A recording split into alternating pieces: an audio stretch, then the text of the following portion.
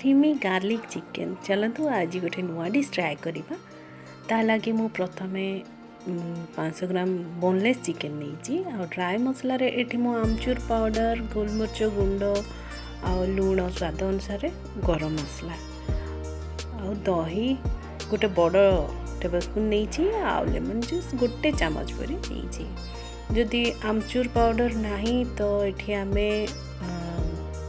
चाट मसला भी यूज कर परिबा। प्रथम ताको भल भाव में गोल सारिकी मसलार गोटे कोट देला परे कॉर्नफ्लोर देकरी ताको आ गोटे कोटिंग करने ताको 2 मिनिट रखी नबा।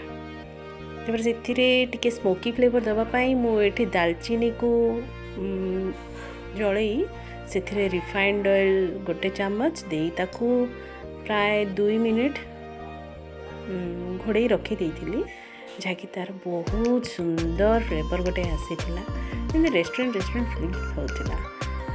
तापर सब गोल सारी चिकेन से तेल टी गोल सारी तावारे ताको तेल दे भल भाव में भाजी न भल भाव में माने गोटे साइड रेड है तापर पलटे के आर साइड अधिका भाजिले चिकेन रो पीस गुड़िक जमी रबर परी हो जाए तो बेसी भाजवानी जस्ट गोटे गोटे लेयर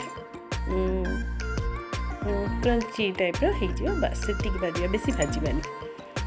तापर ग्रेवी तैयारी करने कड़े रे मुठी तेल नहीं गोटे चामच आ 10 ग्राम पर बटर क्यूबटे नहीं बटर पूरा मेल्ट हवा भी दरकार नहीं से कटा रसुण आ कंचा लंका